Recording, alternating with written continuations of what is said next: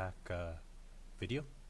In this video, I'm going to show you a common uh, credit card gateway vulnerability on improperly built e-commerce websites. I realized this as I was building an e-commerce site with Node.js, and I realized how the actual payment process is run and set up on some websites. On the more advanced websites, or the websites where these people knew what they were doing, you won't be able to do this. But if people build a website improperly, which is the reason why a lot of loopholes happen, you'll be able to exploit this. So now let me show you what happened. So first, I will log in with my email. Well, I shouldn't leave that in, but I'm going to anyways.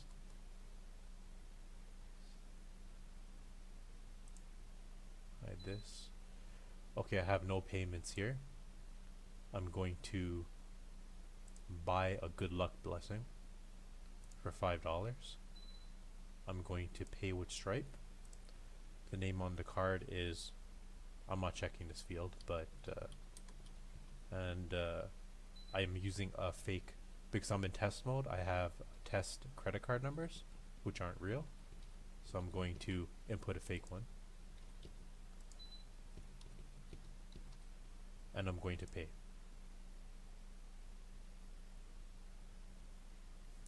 As you can see in my payment history, I bought a good luck blessing. I paid $5, and when I go to my the credit card system and I refresh it, it shows the payment. It was $5, but since it was converted to Canadian money plus the fee that they charge to process, it came up to $7 Canadian total. So the actual data is showing on the credit card system. So now let me show you how to exploit this.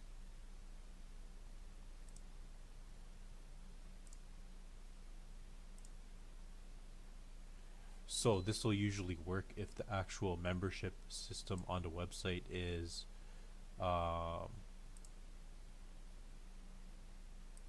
automated. Well, I'm going to pause this. I don't know what's happening. Okay, so I cleared out the history. My automatic updates came on for Adobe. That was a pain.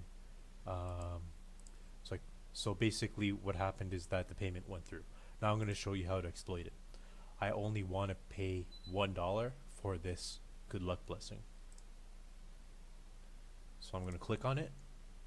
I'm going to open up Firebug, and I'm going to edit this value here, and I'm going to make it, rather than $5, I'm going to make it $1. But there's somewhere else I have to edit it.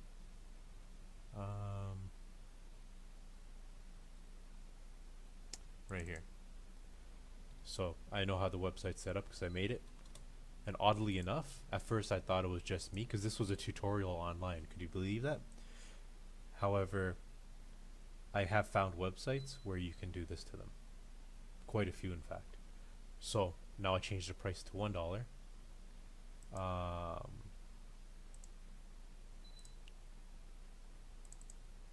Everywhere that it shows.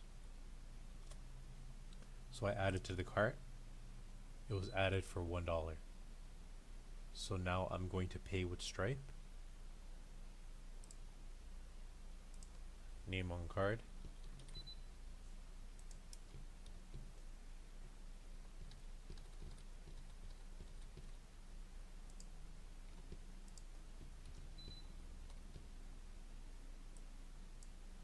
And I pay. The payment went through for $1. And if I refresh my payment gateway, boom, it was a $1 charge. So I actually paid less for the product than what I needed to pay. I'd show you this on an actual site that wasn't mine, but I don't want to get in trouble.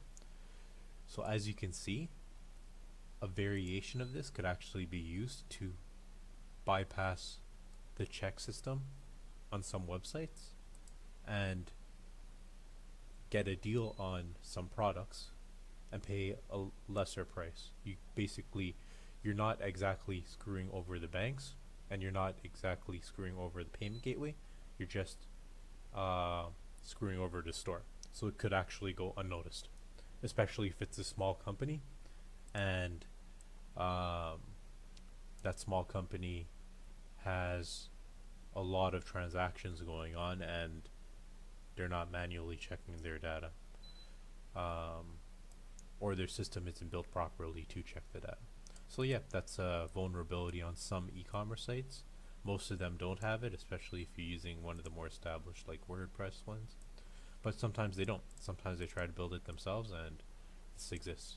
So um, yeah, just keeping a lookout for that. And if you're building a site, keep this in mind and have backend authentication in order to compensate, and double check your data, because anything coming from the client side can't be trusted.